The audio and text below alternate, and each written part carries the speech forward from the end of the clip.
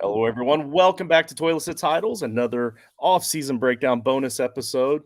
At this time, you see a very familiar face right here next to me, our own New York Giants insider, Joe Clark, and mock draft extraordinaire on the Fun Day Draft Show, I might add. So, Joey, how's it going tonight, buddy? It is going great. We are having a special guest who Justin's gonna, introduce in a second. Who I've been wanting to have on for a long time. Just reached out to him for the first time now. I don't like to bug people too much, but I've been watching his show for like 4 years at least. Huge fan. If you're a Giants fan, a Giants content consumer, you know the gentleman we're about to introduce. Yep. And fortunately, you let me know ahead of time who it was that you were going after. We kind of been waiting on some Giants news to break and that sort of stuff. So I've been able to kind of check in a little bit on the Entertainah's work. Unfortunately, I'm still not hip enough to actually say Entertainah without the R, without sounding super dorky. So I'm going to let you say it. I don't know if you want me to call you by your name, but Chris, you call me Chris. Whatever you want. All right. So Chris, I'm going to let you say it. How do you say it? And where don't even ask me how I came up with that channel name. It was like on a whim. I said to myself, I'm going to start YouTube, and I just want to have like a little bit of a New York flair. So I'm just gonna put an AH on the Entertainah, with the New York accent. But I got you, the Entertainah. Entertainah. But no, it just kind of took off from there. Now everybody calls me Tana for short. And I'm really excited to be on here with you guys. Anytime I get an opportunity, and I mean, Joe's been on my channel before. He's always been a really great subscriber of mine. I've talked to him on Twitter Spaces as well, and really knowledgeable fan. And I'm excited to jump into it with you guys. All right. So, do the New York Giants have like a slogan or a motto that they say or they chant or anything? I have a slogan and a motto that I chant, but I don't know if the Giants have a slogan. I yell "stand up" every time they score a touchdown, but I don't know. Big Blue, I guess. Yeah, you know what? Big Blue wrecking crew. I'm dying to really break out when the defense is real kick ass again, like a real top 5 defense in the near future. I'm dying to break out just defense, like all the time at games, and you hear it somewhat, but not like back in the day when it was like the whole city and rock. The crowd, historically speaking, the Giants don't have the loudest of crowds. Like the Jets actually have a louder crowd because they're, for the most part, their demographics a bit younger than Giants fans. Giants fans tend to be a bit older, at least historically speaking. That's what it is. But last year, obviously due in large part to the better play. But I think having Wink Martindale, he kind of called out the fans early on in the year. So like last year, I went to 2 Giants games last year. You could notice a noticeable difference in past years in terms of the volume at the stadium. But obviously, the winning is the major reason why. Well, I think I like that one better. I think I like stand up better. So the whole purpose of asking that question is because I wanted to lead into our little bit of our intro video here. But hold on just 1 second. You already see how entertaining this episode is going to be, but the Giants are about to stand up.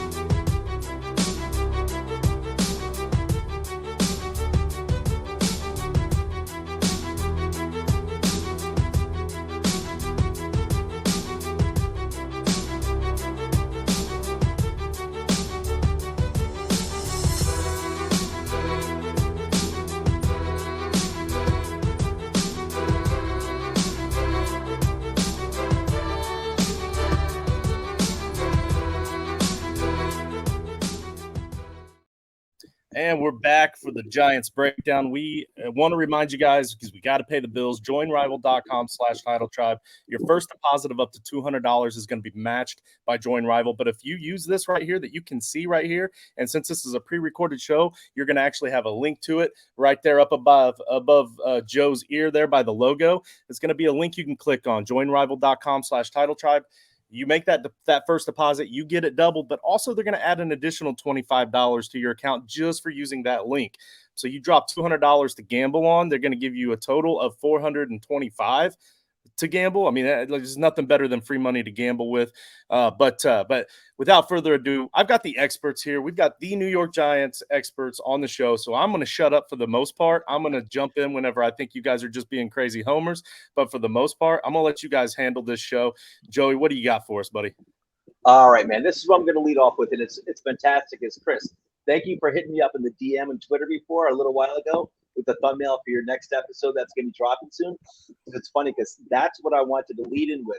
And I'm not going to ask the question this way. I'm not going to ask it, Chris, in like a nonpartisan, like, Chris, so tell us about the offseason that your second-year general manager had. No, the question is, actually, it's a statement, Chris. Let's talk about the ass-kicking offseason that our general manager, Joe Schoen, just had, that we all, as we were even going through it, but even now looking back in hindsight, even more so, just like how monumental it was without necessarily being like dropping $100 million on outside free agents. Chris, take it away. Thoughts. I mean, I don't know how you're never going to like completely agree with every move your general manager makes. But when I analyze an offseason, I analyze the plan. Like, what was Joe Schoen's plan going into this offseason? Let's go back to his first offseason. He inherited, I don't know if it was the worst. If it wasn't the worst, it was among the worst. I think it was the worst cap situation in the NFL. And it was due in large part to the prior GM, Dave Gettleman, trying to squeeze as many good players on this team as he possibly could as Daniel Jones was entering his third year because he knew he was coming up on the end of his rookie deal. Pandemic hits, the salary cap goes down. He adds Kenny Golladay, back goes the deal. He adds Adoree Jackson, back goes the deal. And by doing that, he had to backload already current deals on the team. The Leonard Williams contract, which we're still paying for.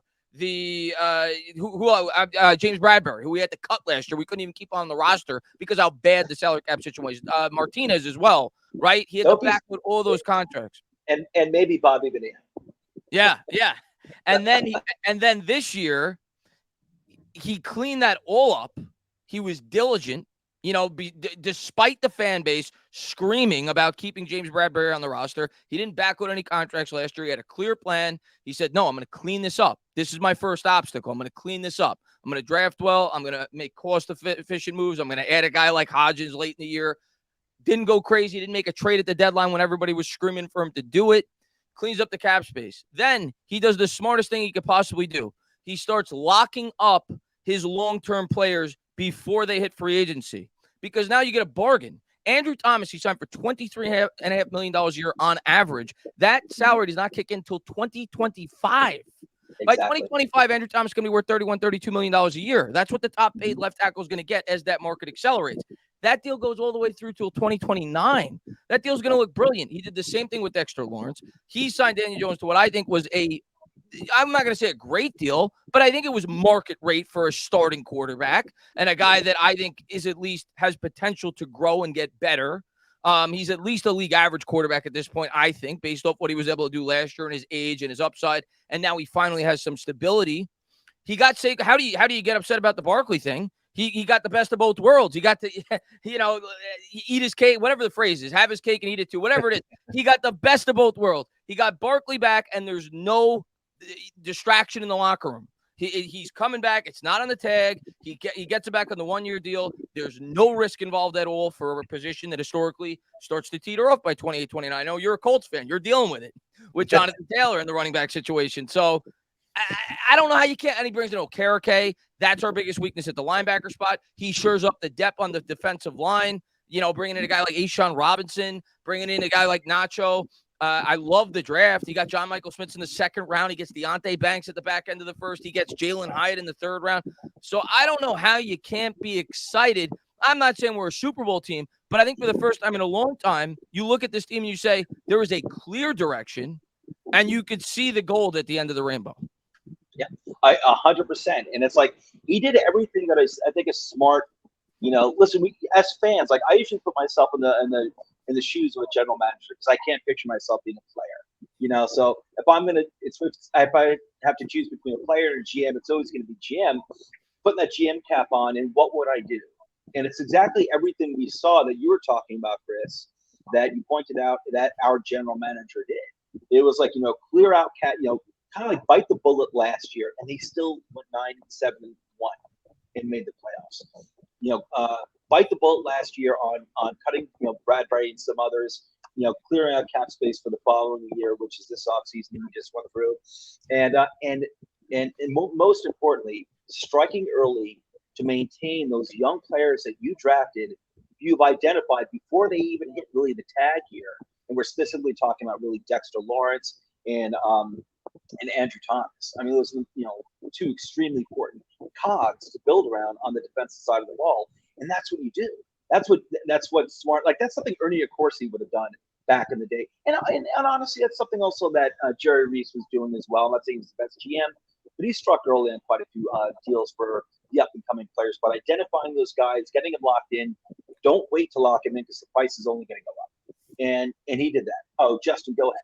I was going to say, just on the outside looking in, first of all, Joey, you're selling yourself short. I think you'd make a hell of a safety because nothing gets by you, bro. But that's my favorite position on defense. Oh, there you go. But as an outsider looking in, looking at the Saquon contract and looking at the situation there, I think it's almost a much better deal, even outside of the whole economics of it, because it's a 1-year deal. Like he's got to prove himself again, all over again, and he's been proving himself. Like there's nothing to suggest he's going to go out there and half-ass it. He only has one speed when he is out there, so he's going to be an animal, a phenomenal animal, to try to earn another big contract, whether it be with the Giants or not. And I know leagues aren't paying big money, so he gets big money for 1 year at least, and then he can go out there and earn another contract. So I think it's great for both sides.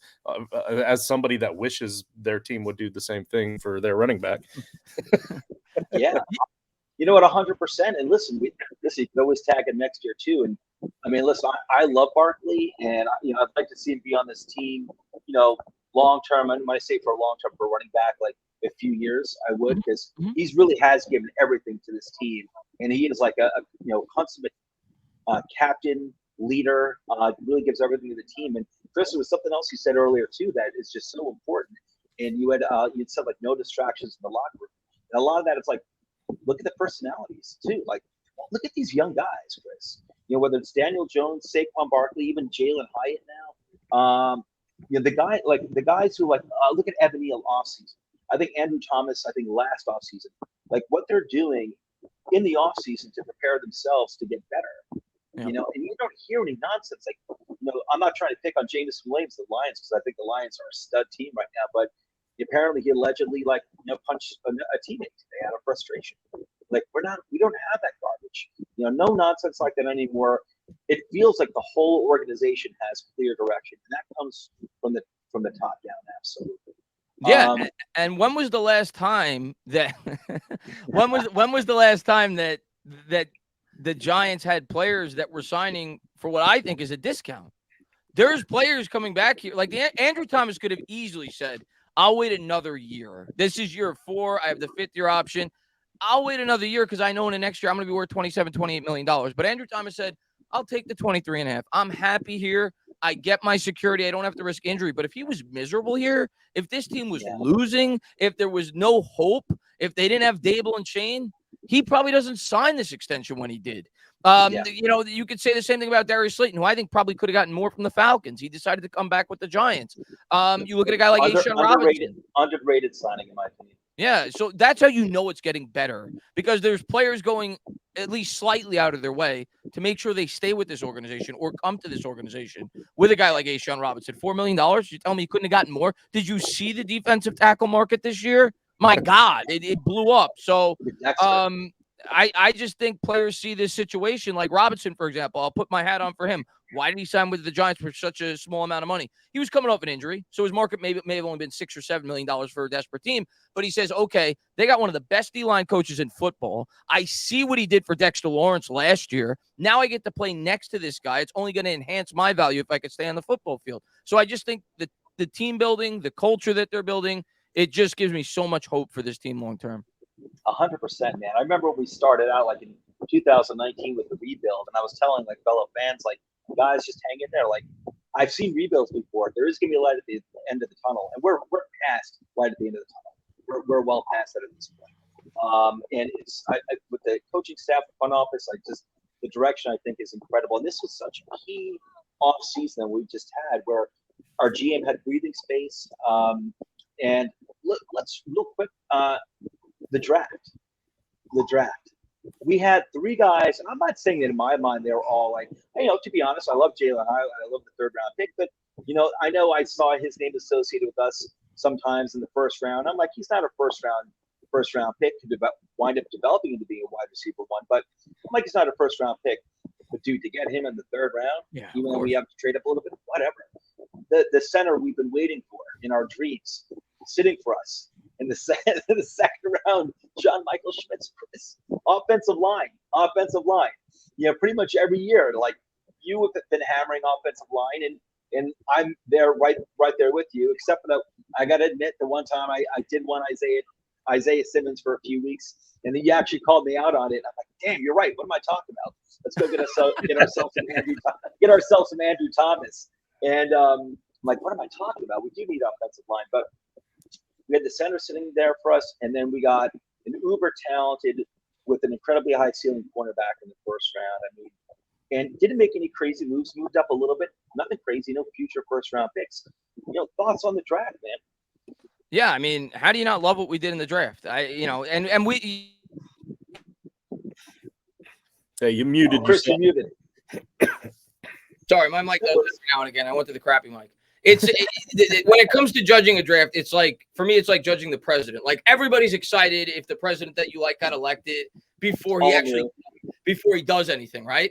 So that's the way I look at it. Like, I'm really excited for the draft, but yeah, at the same time, I put my thinking cap on. I said, all right, let's give these guys 2 or 3 years before we see how this draft actually turns out. But I'm also not going to overreact. You're already seeing fans on Twitter going crazy because Deonte Banks is getting cooked in a few clips. He's a first-round cornerback. He was picked 25th overall. It takes time for cornerbacks to adjust in the NFL. It's one of the toughest positions. And you would fan base, we would have learned that by now with Andrew Thomas. I'll say that you're 100% right. I'll say this to our fellow Giants fans. When it comes to, and cornerback is one of the most difficult positions to transition to in the NFL. Remember Corey Webster, drafted in 2005. It wasn't until the end of the 2007 season where he figured it out. And he was a main component as to why we won 2 Super Bowls. Yeah, and I think a lot of people in this town saw Sauce with the Jets last year, and they're just like, how come he's not like Sauce? Sauce has come around once every 20 years. Like, that's an anomaly. So I love our draft. I mean, you go back and pull up the receipts, as they say on Twitter. I said I wanted Deonte Banks in the first 2 weeks before the draft. I said I wanted John Michael Schmitz in the second as soon as I saw what we took in the first. And I never in my wildest dreams thought we would get Jalen Hyatt in the third. I'm thrilled with our draft. But obviously, we got to see how these guys play out. But, yeah, I love the dynamic. I think Hyatt, at a bare minimum, I think is a better, or at least projects to be, a better Darius Slayton, which is a guy that's a straight line speed burner on the outside. Hyatt's faster. Hyatt probably has better hands. We all know Darius Slayton doesn't have the best of hands. So I think he's going to be his long-term replacement. John Michael Schmitz, like you said, has been the center we've been dreaming about, the guy that we've been wanting in the middle since we drafted Weston Richburg, and that didn't quite work out. We've needed that long-term answer. When you look, this is one of the craziest stats to me. The New York Giants, I think it's since 2017, have not had a center start back-to-back seasons. Weston Richburg is the last center that started back-to-back seasons, and it was only for a 2-year spurt. Before that, you got to go back to like 2010 to have a center that played more than 2 straight seasons as the New York Giants starting center. And you think about how important that is for a quarterback. You need stability at the center spot. He's literally the guy that snaps the quarterback the ball every play. Daniel Jones had a different center every year since he's been in the NFL. Yeah, along with pretty much a new offensive coordinator and head coach every single season for the most part. Yeah. But you know what? And my point about the draft too is like, I'm with you 100%. Like, you can't count on these guys to actually reach that ceiling, at least just not yet. But in terms of what we needed and where we got these guys, like you couldn't ask for anything more. You really couldn't. It was incredible. And again, he didn't. Shane did not panic or anything. Just stay to his, just stood firm and let the board develop. And it was phenomenal. Now, let's just talk about some positional groups here. Yeah. I brought up offensive line. And that's something like, listen, if you're going to have a good offense, if you're going to have a good team, you got to have strong trenches, both sides of the ball. I'm just going to leave it a very open-ended question. Chris, thoughts on the offensive line, I guess, maybe compared to where we've been for a really long time, compared to, I'll say it this way. I think I believe, and I consider myself to be grounded in terms of like predictions that I make feeling. I think we're going to make a nice jump. I don't think we're going from the 30th ranked offensive line to number 10, but I think we're gonna make a noticeable. I'm not gonna give it a ranking, but I think it's gonna feel. You're gonna notice it's gonna be a lot. It's gonna be more consistent, and it's gonna be more NFL caliber. Fantasy Pros has them ranked going into the 2023 season as their 15th ranked offensive line. Wow, what? Yeah, Get out of here. Yep. So we were like, I think we finished like 30th or 28th last year. We were bottom 5 like we are every year, but deservedly so. Yeah, my thoughts on the offensive line is it's still obviously a major question mark because we haven't seen any results yet. But I think there's reason for hope. Like, how could you going into the year? How could you not assume that Evan Neal is going to be much better? Evan Neal was like the worst tackle in football last year. He was I think he literally was top 7 draft pick. He was thought to be one of the top tackle prospects to come out in the last 5 or 6 years in the draft. He was a monster in college, and people don't take into account the guy had not played on the right side since like his freshman year in college. That's a transition. I heard someone talking. Oh, sorry, go ahead. I heard someone talking the other day on pointing out that Evan Neal had not played the same position in the offensive line since high school, like back years. Yeah. So he did play, I think, right tackle 1 year at. I think it was his freshman year. It might have been his sophomore year, but I think it was his freshman. Yeah, I think he went from like high school. I think he was like guard, and then whatever. But he never played. This is the first year, the first season in a very long time he's played the same position back-to-back seasons. Yeah, so he's obviously still a major question mark, and I've said countless times on Twitter all offseason, he's the X factor to this team this year. Like, everybody's going to say Daniel Jones, and rightfully so, he's the quarterback, most important position. But if he plays average on the right side, Daniel Jones is a given to me. Like, he's going to be at least a good quarterback. If Evan Neal could be an average right tackle. And then you got to figure Schmitz. Maybe it'll take him 5 or 6 weeks. He's a rookie, but you got to figure he's going to be better than who we've been running out there at the center spot. Yeah, so rotating. And the other thing, Jones' second year in the offense, I think that helps the offensive line. Just having a better understanding of the scheme pre-snap, so on and so forth, having added weapons, making the offense more unpredictable, having a guy like Darren Waller. I think that just helps the offensive line as well because it's not as easy to pin your ears back as it was last year when you were throwing out Richie James as your number 1 wide receiver, David Sills as your number 1 wide receiver. So I think that'll help the line as well. So how much better the line will be, I don't know, but I do think it'll be better. I think it'll be noticeably better. I agree. I think it's going to be comfortably better. Meaning that we as fans are going to feel like every time our quarterback drops back, we're not going to be like, having a drink shaking in our hands when we're going to take a set. Like it's not going to. We're going to feel more confident. Let's put it that way, a little more confident. And the key thing, Chris, is I think we have for the first time in I don't know how long, Chris, where we actually have young talent that I feel is going to get, at least some of them are going to get better. I don't know if they're all going to, whether it's Evan Neal, who I do believe is going to get better, JMS, who's a rookie. Azudu from last year, even Shane Lemieux, I have not given up on. Bredesen was more than serviceable last year. So I like these young guys in the same system with the same coaching, and it's a positive. Flott's another guy. You didn't mention Flott. I like Flott. I think he could take a big jump this year. Cordell Flott in the slot. Oh! I was talking offensive line. You Flott? I think we're all high on Flott. Cordell Flott. Yeah. And oh man, him and Trey Hawkins. We'll get there in a second, but Cordell Flott, I love, absolutely love. We're gonna get to that guy in a second, but wide receiving core. Here's my thoughts on that. Okay, so we don't have a proven wide receiver 1. Maybe someone will shake out eventually down the road. Jalen Hyatt. I'm not saying give him that title or anything. I'm saying maybe a year or 2 down the road he actually becomes like a wide receiver 1. Maybe not. Darius Slayton probably not going to happen. Isaiah Hodgins, guys. The way I see Hodgins is that. He could be a great number 2. I doubt he's going to be a number 1. He reminds me so much of Amani Toomer. It's incredible. His, great hands and toe touch, sideline catches. But the thing is that, we have Darren Waller, and I love that he's going to be like our basically our wide receiver 1. But I love the depth on this wide receiving core. Like we can actually, which other outsiders don't understand. I think a lot of them don't understand. Like we never had room for a long time for any type of injuries. You lose one guy, like a Sterling Shepard. It's kind of like, holy cow. Daniel Bellinger, rookie tight end last year, goes down. And there was a noticeable difference in both the running game, and a safety outlet for our quarterback. We've got, two really good tight ends that someone else pointed out recently on an episode that I think it was Nick Pilato, Dan Schneider pointed out that Joe Shane got Darren Waller, rebuilt the tight end room with basically 2 4th-round picks, for Darren Waller and for Ballinger Justin.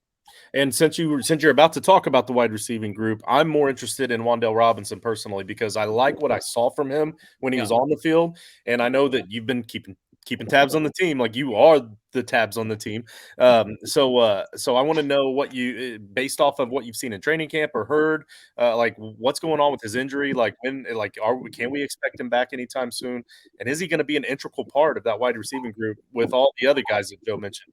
Yeah, I like Wan'Dale. Like you said, I think they have a clear plan for him when he's ready. He's not going to start the year. He's on PUP right now.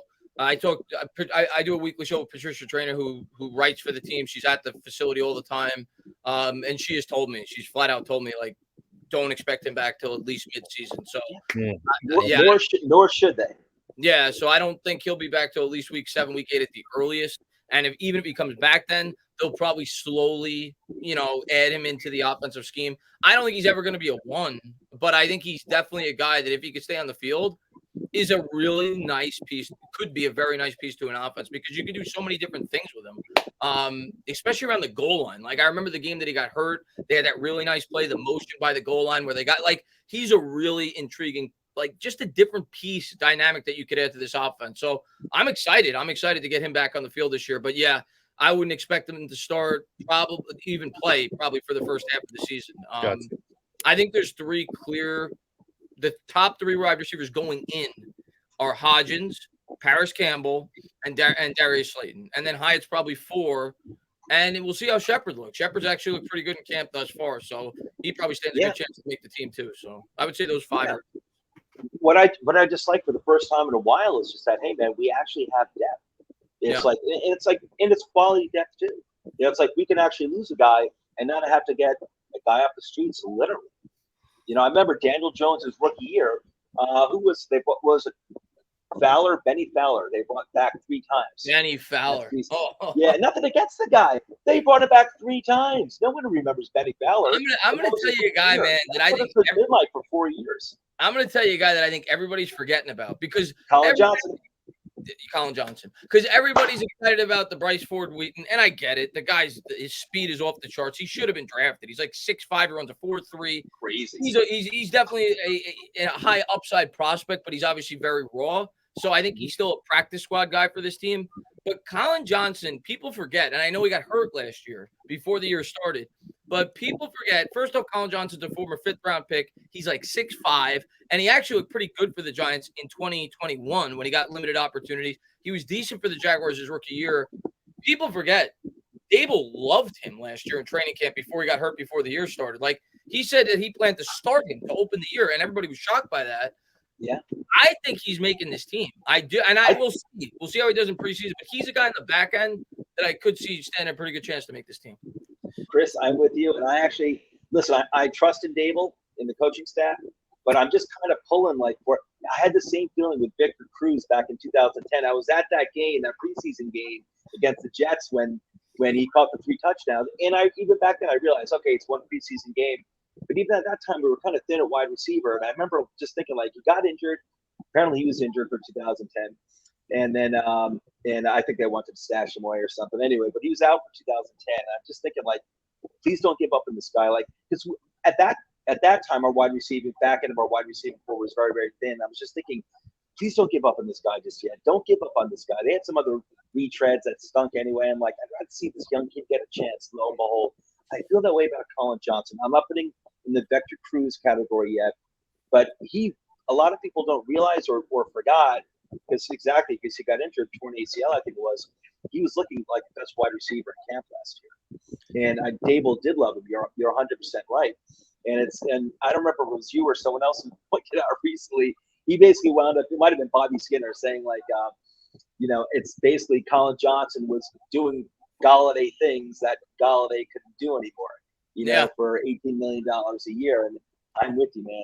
I'm with you. I'm like, if they're going to carry 7 wide receivers, which I think they will, I'm hoping that Colin Johnson is that 7th. I'm with you, man. And then to add to this depth that you guys are talking about, I'm looking at their depth chart right now. The 7th, 8th, and 9th wide receiver on their depth chart, Cole Beasley, Jamison Crowder, and Jeff Smith, all have starting wide receiver experience in the NFL. Even Jeff Smith, who was with the Jets for like 4 years, had some games where he was the guy because of injuries or whatnot. And so, like, this is actually pretty incredible depth for the Giants.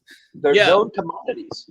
Yeah, they have a lot of depth at that, but they don't have it number one. Like they're not Right. like they don't have what the Bengals have when they got T. Higgins and Chase, but they've got quality players, and it's kind of a battle royale. Like who's going to stay healthy, who's going to have the strong camp, you're going to make the team, because we got 9 quality guys that play for most teams in the NFL, whether it be the 5th receiver, the 2nd receiver, whatever.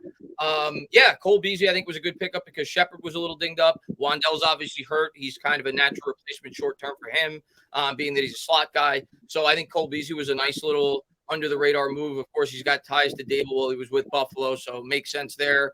And Jeff Smith, I think stands a very good chance to make this team because of special teams. Generally speaking, same thing with Jamison Crowder. He's got punt returner experience, but generally speaking, when you're talking the 6th, 7th wide receiver on your roster, they got to contribute on specials.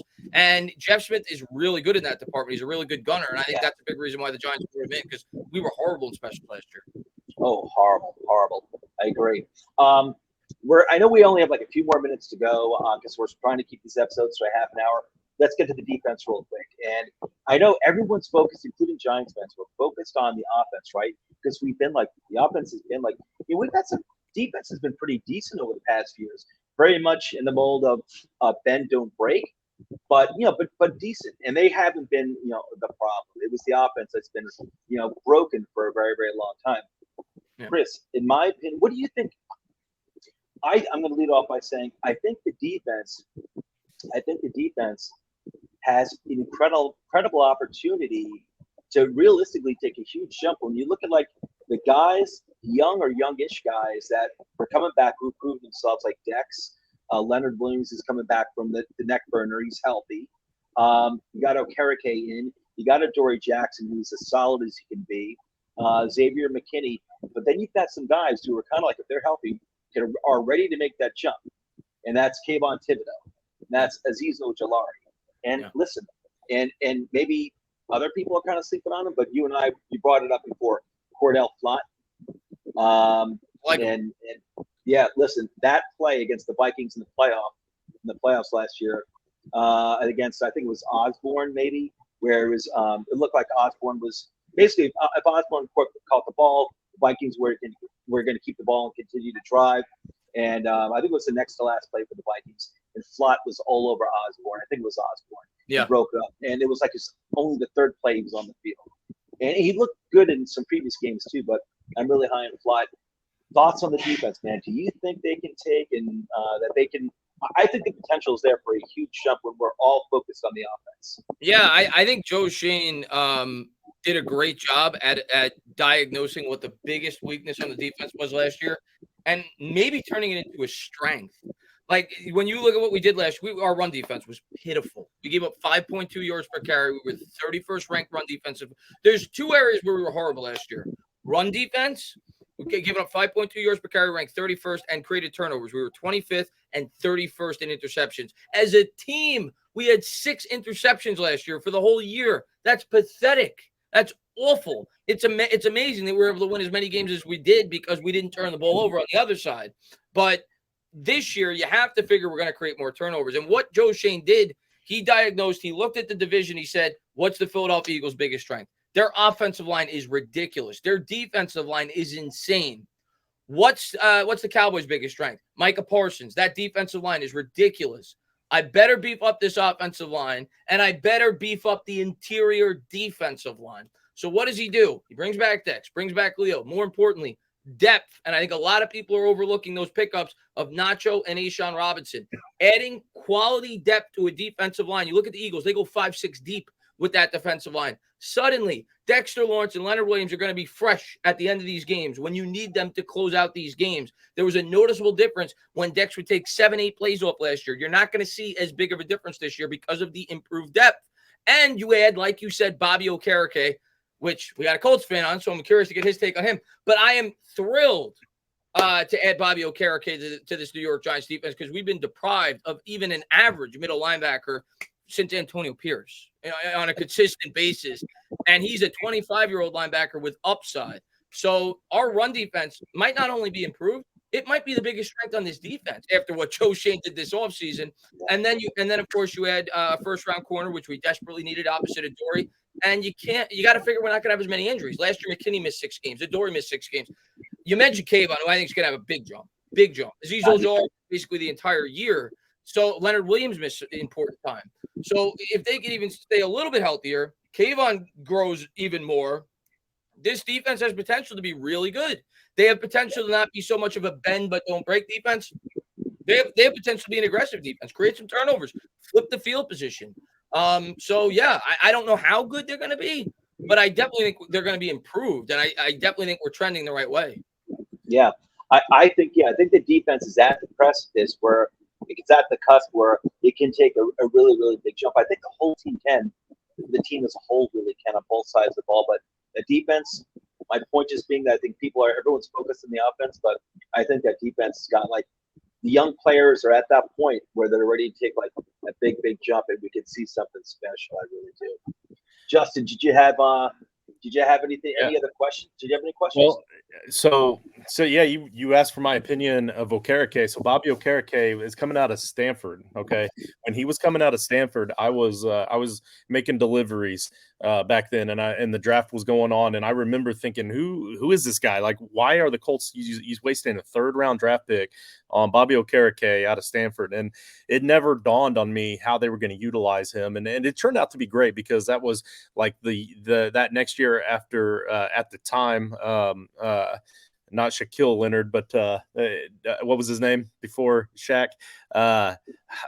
How do I forget now? But anyway, Shaquille Leonard at that time was undrafted and came up out of nowhere and became what we call the maniac here in town. But he came in to spell him initially. But then you started seeing him on special teams almost immediately. I started hearing interviews with the guy. He is probably the smartest man in the NFL, or at least way up there. Like the guy, it's almost criminal, like the way that he sees the field, and you could tell by the way he plays, he's always in the right spot at the right time.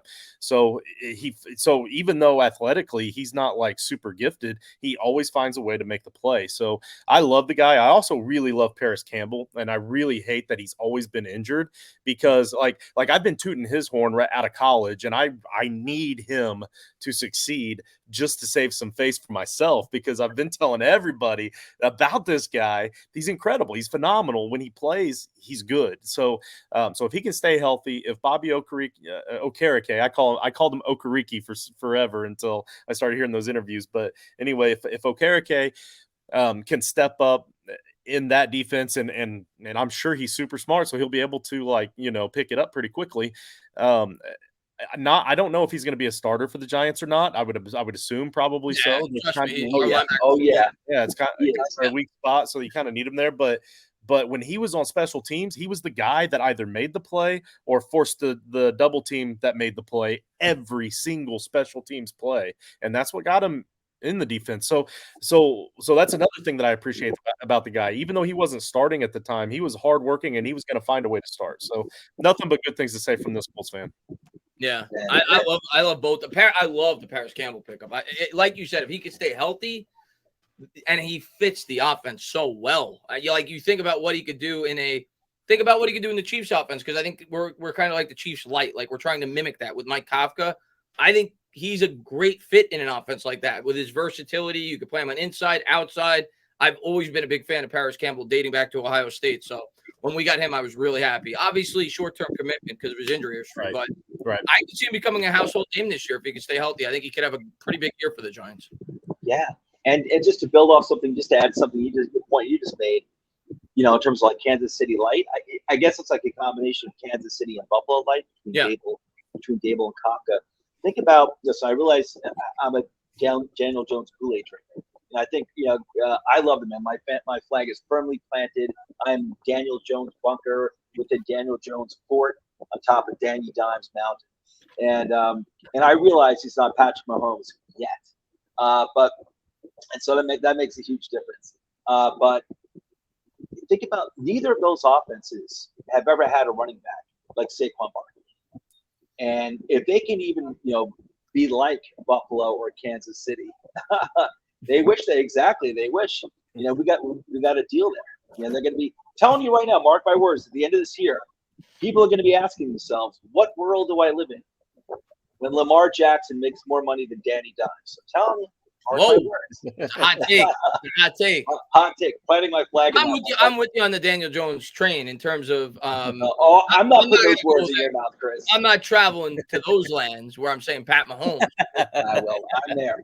But I'm with you on. Man. I think Daniel Jones last year proved to me, because I was on the fence with Daniel Jones. How could you not? If you're being honest and not a straight homer, how could you not have been on the fence with Daniel Jones? And we all acknowledged his upbringing was awful. 3 offensive coordinators since he's been in the league. His best wide receiver was a 31-year-old Golden Tate. In his entire career, his best wide receiver was a 31-year-old. 3 different offensive coordinators, a bottom 5 offensive line every year since he's been in the NFL. He was awful the way that they treated him in terms of his upbringing. But that happens to a lot of quarterbacks. You look at Sam Darnold, same thing happened. Daniel Jones got lucky last year, if we're being honest, that he even got the opportunity to get a 4th year to be the starter for the Giants, because a new GM came in and the Giants had the 5th and 7th overall pick. Had last year's draft been a quarterback-heavy draft, Joe Shane's taking a quarterback. But Jones got his opportunity. He stayed healthy, and he proved to himself, to the new regime in the building with his work ethic. And like Joe Shane said countless times throughout the course of the season, in the got-to-have-it moment, he comes up big. That's what I'm looking for in a quarterback. And Jones was great in 3rd down conversions, 4th down, 4th quarter situational football, playing from within the game plan due to the overall limitations on the offense. This year, I think they're going to open it up, and I think a lot of people are going to be surprised by the stats that Daniel Jones puts up. I don't think a lot of people are accounting for that he's playing the 2nd year in this offense, and they've added a lot of big weapons. And the 2nd year in offense makes a much bigger difference than people realize. Look at Aaron Rodgers, his 2nd year in the offense when what's the name of the new head coach that took over in 2019, LaFleur. First year with LaFleur, he threw 25 touchdowns. People are like, he's starting to tail off. He's 37 years old. Next year, he throws 48, wins an MVP. Jared Goff, first year in Detroit, 19 touchdowns. Last year, throws 29. Throws for 4,500 yards, on 3,200 the year before. Jalen Hurts, MVP candidate, year 2 in his scheme. Obviously, there's other variables. They added other pieces. But the year 2 in this offense, bringing back Kafka with Dable, you have to figure Jones is going to have a pretty big jump statistically. They're going to open up this offense.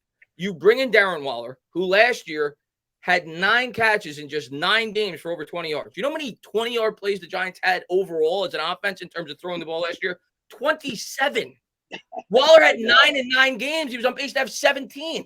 So just adding a player like that, assuming we're going to have an improved O-line, and adding a guy like Campbell, who I like, you got to figure Jones is in for a much improved year statistically. I agree. And I expect really good things for him. And I have, we'll wrap up the episode here. And it's like 13 minutes over that I said, hey, Chris. I can talk Giants for 4 hours, so I apologize. Same here, man. Same here. Believe me, if I weren't on here, I'd be talking to the wall about New York Giants football.